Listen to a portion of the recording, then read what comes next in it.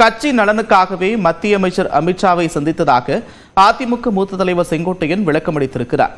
மத்திய உள்துறை அமைச்சர் அமித்ஷாவை அதிமுக பொதுச் செயலாளர் எடப்பாடி பழனிசாமி கடந்த மாதம் சந்தித்து பேசினார். அடுத்த ஆண்டு நடைபெறும் சட்டப்பேரவை தேர்தலுக்கான கூட்டணி முயற்சியாகவே இந்த சந்திப்பு நடைபெற்றதாக கூறப்படுகிறது. இந்நிலையில் அதிமுகவில் தனித்து குரல் எழுப்பி வரும் மூத்த தலைவரும் முன்னாள் அமைச்சருமான செங்கோட்டையன் டெல்லி சென்று அமித்ஷாவை சந்தித்து பேசினார். இதனைத் தொடர்ந்து சென்னையில் மத்திய நிதியமைச்சர் நிர்மலா சீதாராமனையும் செங்கோட்டையன் சந்தித்து பேசினார்.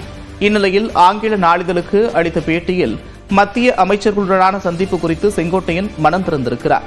கட்சி நலனுக்காகவே மத்திய உள்துறை அமைச்சர் அமித்ஷாவை சந்தித்ததாகவும் ஜிஎஸ்டி விவகாரம் தொடர்பாக மத்திய நிதியமைச்சர் நிர்மலா சீதாராமனை சந்தித்ததாகவும் செங்கோட்டையன் விளக்கமளித்திருக்கிறார். அதிமுக பாஜக கூட்டணி பற்றி பேசப்படாத என்ற கேள்விக்கு கூட்டணி பற்றி தலைமையே முடிவு செய்யும் என்றும் பதிலளித்திருக்கிறார். அமித்ஷாவை சந்தித்து சென்றது எடப்பாடி பழனிசாமிக்கு தெரியுமா என்ற கேள்விக்கு அதிமுக நிர்வாகிகள் சிலர் மத்திய அமைச்சர்களை சந்தித்திருப்பதாக செங்கோட்டையன் பதிலளித்திருக்கிறார்.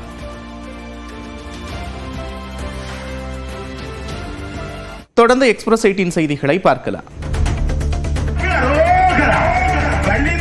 நாகை மாவட்டம் வேதாரண்யத்தை அடுத்த நாலுவேதப்பதியில் அமைந்துள்ள பழமை வாய்ந்த வள்ளி தேவசேனா சமேத சுப்பிரமணிய சுவாமி கோயில் குடமுழுக்கு விழா வெகு விமர்சையாக நடைபெற்றது. குடமுழுக்கை முன்னிட்டு 4 கால யாகசாலை பூஜைகளும் மேள தாளங்கள் முழங்க கடம் புறப்பாடும் நடைபெற்றது. சிவாச்சாரியார்கள் வேத மந்திரங்கள் முழங்க கோபுர கலசத்தில் புனித நீர் ஊற்றப்பட்டு கும்பாபிஷேகம் செய்யப்பட்டது. வேதாரண்யம் மற்றும் அதன் சுற்றுவட்டார பகுதிகளைச் சேர்ந்த மக்கள் திரளாக பங்கேற்று சுவாமி தரிசனம் செய்தனர். கிருஷ்ணகிரி மாவட்டம் ஊத்தங்கரையில் சரகு நோய் தாக்குதலால் தக்காளியை பறிக்காமல் விவசாயிகள் செடியிலேயே விடும் நிலை ஏற்பட்டுள்ளது. சிங்காரப்பேட்டை, மிட்டப்பள்ளி, சத்யாநகர் உள்ளிட்ட பகுதிகளில் 100க்கும் மேற்பட்ட ஏக்கரில் தக்காளி விவசாயம் நடைபெறுகிறது. இங்கிருந்து 1 கிலோ தக்காளி 3 முதல் 5 ரூபாய் வரையே கொள்முதல் செய்யப்படுவதால் கூலி கூட கொடுக்க முடியாத நிலை இருப்பதாக விவசாயிகள் வேதனை தெரிவிக்கின்றனர். இதனால் ஆயிரக்கணக்கில் செலவு செய்து பயிரிட்ட தக்காளியை அறுவடை செய்யாமல் தோட்டத்திலேயே விட்டுவிடுவதாகவும் அவர்கள் கூறுகின்றனர்.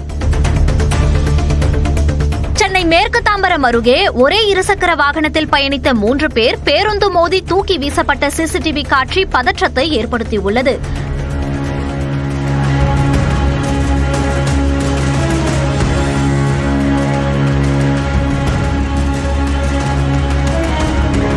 ரங்கநாதபுரத்தை சேர்ந்த முருகன் தனது நண்பர்கள் சுரேந்திரன், சஞ்சய் ஆகியோருடன் மது அருந்துவிட்டு ராஜாஜி சாலையை இருசக்கர வாகனத்தில் கடந்தார். அப்போது தாம்பரத்திலிருந்து குன்றத்தூர் நோக்கி சென்ற பேருந்து மோதி தூக்கி வீசப்பட்டதில் முருகன் உயிரிழந்தார். மற்ற இருவரும் பலத்த காயமடைந்தனர்.